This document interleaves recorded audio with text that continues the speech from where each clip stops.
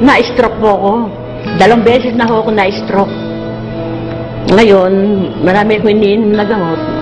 Ang akin pong diabetes, 300. Tapos, ang aking high blood, 170, 180, over 100 ang presyon ko.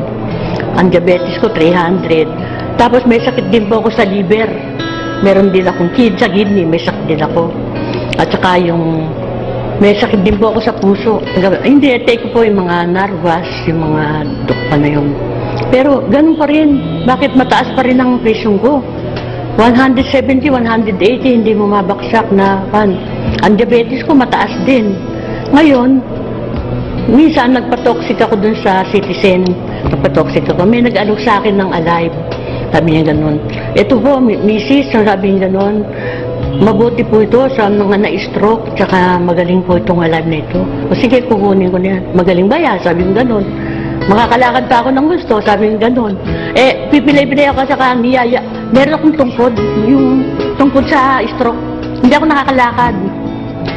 Tinatake kong alawa once before breakfast, 30 minutes before breakfast.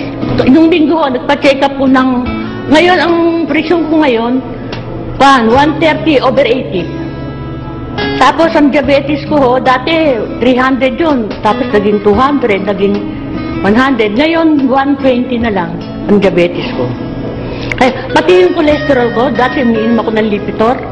Ang mahal-mahal ng Lipitor, 60 pesos ang isa. Ininom ko yun ng isang buwan.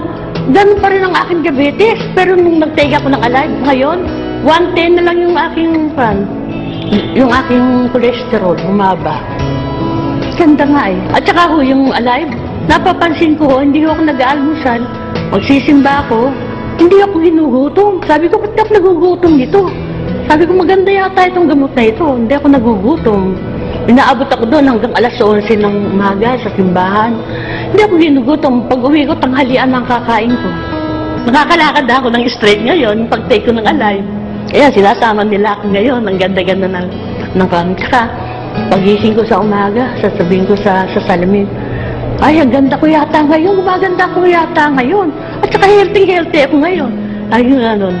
At saka marami nagsasabi sa akin, punta ako sa simbahan, ang ganda mo ngayon, Christy. Alive! Alive! Sabi ko, alive! Ito, alive!